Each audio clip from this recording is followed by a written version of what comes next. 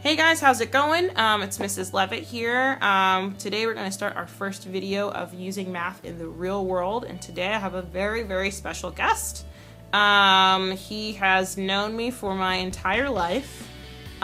He has used math in pretty much all of his jobs that he's had, and so I'm going to let him introduce himself right now. Hi, I'm Bill Tyler. As Tiffany kind of alluded to, I'm her father. I was born in 1949, so I wonder how old that makes me be. Gosh, close to 65 if you did the math. I started my first job in 1958, so how long have I been working?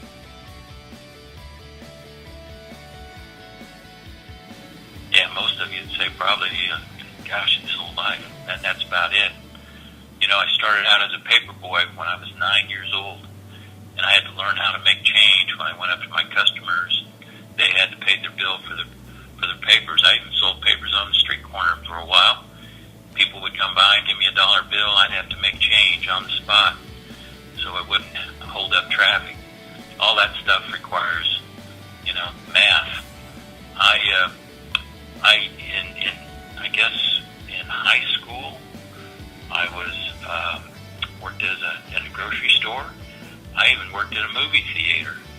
I was a projectionist, and I had to time the films as I checked them to run them for the people that came in to watch the movies. All that required math.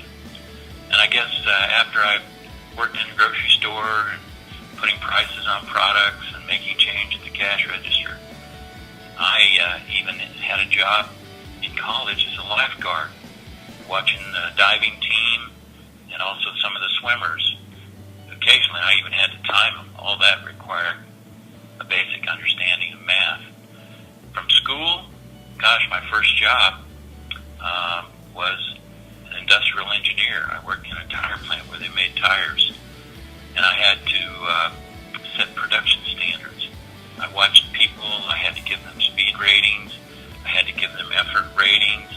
And then I told them how many tires they had to make that day to make top pay. All of that required a lot of math. Then I worked in human resources, where I work today. I've been doing that for a long time.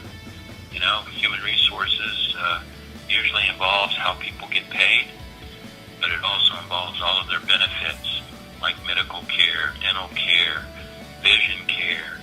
You had to know when you talk to the vendor about their policies and how different procedures would be designed and how much they would cost. Most all of that required math. Today, I deal with not only benefits and payroll, but I look at the way people work in terms of their hours, whether it's full-time, part-time, whether they work overtime. All of that requires a basic understanding of numbers. I guess you could say my whole life so far, I've had to deal with numbers and math, and sometimes even higher level of math. So it's very, very important as you finish basic mathematics that you look at some of the other types of problems that involve equations, maybe even trigonometry or geometry. All of these, no matter what field of work you'll go into as an adult, all of them require math. So that's kind of a real quick capsule of my work history, and still working. So, if I started to work in 1958, I wonder how long I've been working. That'd be a good problem for you to figure out. That would be a good problem. That's awesome.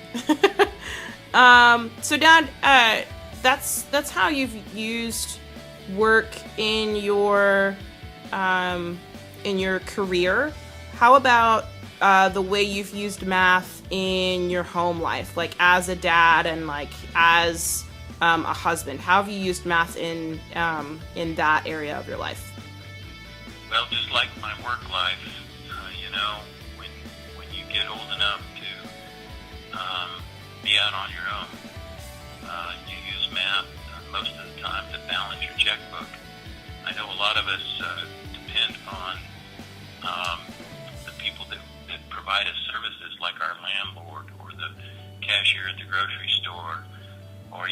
the ticket taker at the movie theater. We all rely on those things as part of our daily lives. And how many of us are able to give somebody a $10 bill to go into the movie, and the movie costs $6.95? Are you able to make that mathematical computation in your head to make sure that as they hand you the change through the little window that you got the right amount of change? Or were you shorted $1? Or maybe that person gave you too much money. So you use that sort of thing. You use math all of the time. And it's important, because if you're not able to make those kind of calculations pretty quickly, then you could be hurting yourself and hurting your checkbook. Tiffany asked about children. I mean, you have to have a budget. You have for clothing, your house payment or apartment payment. You have to allocate money for groceries and your electric bill or your gas bill. So putting a budget together for you and your family is real critical. And I'd just encourage you, even if you want to be a doctor or a lawyer or maybe a pipe fitter or a mechanic, those are great jobs. But you know what? To be a successful mechanic, pipe fitter, you still have to use basic math as you go out and interact with your customers. So please study hard, because it's one of those critical life skills that you'll need to be successful as you grow older, get married, have a family, and save, hopefully, so one day you can retire. Awesome, Dad. That was really good stuff. Really good encouragement. We just thank you so much for letting us interview you. You're such a wise guy. Not a wise guy, but a wise man. And we're just thankful that you would let us pick your brain a little bit. Oh, it was fun. Thanks. Not a problem. See you in a couple. All right. Bye-bye.